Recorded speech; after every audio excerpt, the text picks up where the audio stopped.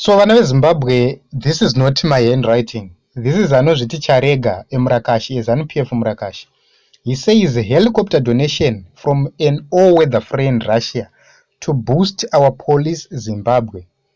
An air police will soon be operational and that will help to maintain law and order. Itai nyewere muone kuti munobatwa sei. This is not me. This is ZANU PF Murakashi clearly telling us kuti ndege idzi dzamuri kuona idzi dzakadonetwa idzi neRussia kuZimbabwe. Hanzi ndege dziya dzavasingachada dzavati aiwaka todzirasira kupi zvikanzi tipei kuno ndobva dzatorwa. And umwe mukuru achibva ati adzitenga. It's not me, it's not Triple C saying this. Vanhu veZANU PF vachidaro vega vari pachavo. The question is, why is it that we are now told kuti dzakatengwa at 10 million each? Those are the problems dzatichitika neRakashi. Hamuna kurongeka vafana. Bozi chokwadi chaicho izvezvi zvachizikanwa dzakatengwa here, makapiwa here, uye at what cost. Animurubawi. Taakuzviona manje kuti chiya chimutemo chiya chakaiswa chiya ndoranga riri basa racho rekuti kamudhile netsvina idzidzi handiti. But the question is this proper? Izvi ndo zvamunenge muchitocelebrata here izvi vana Charega izvi.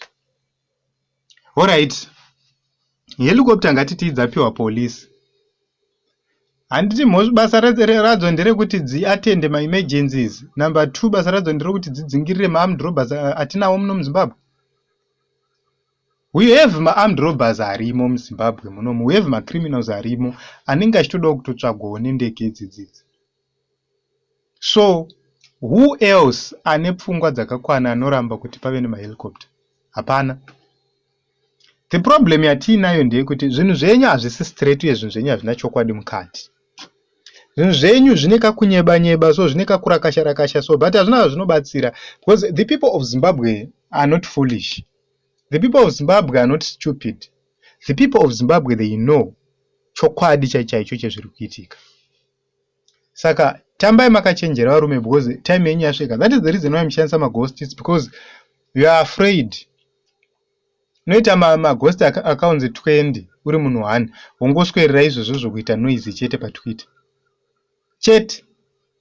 And you think kuti nyika inofara nazvo? Do you think kuti kuita maghost accounts 20 100 zvino zvazvinotibatsira?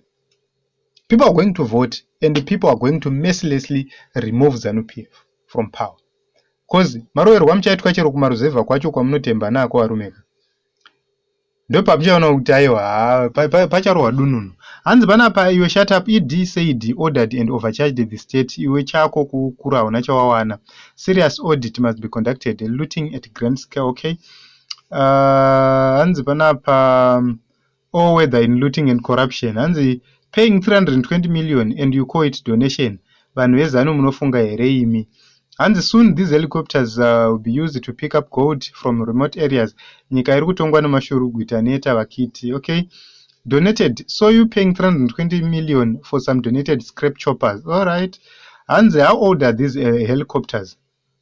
And the nyewere as in talk bad about ZANU PF and you get caught instead of saying stop robberies, kidnapping and you're focused in opposition. Okay.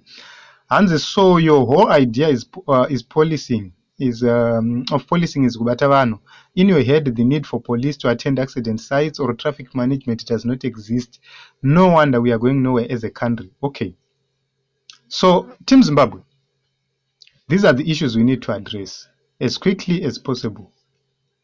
Let us register to vote and make sure that we stop with this Orakashi because they are becoming noise to us. Useless people, very useless people. But they are benefiting from the system. They can't work anyway. So let us register to vote and make sure that we defend our sovereignty and our country.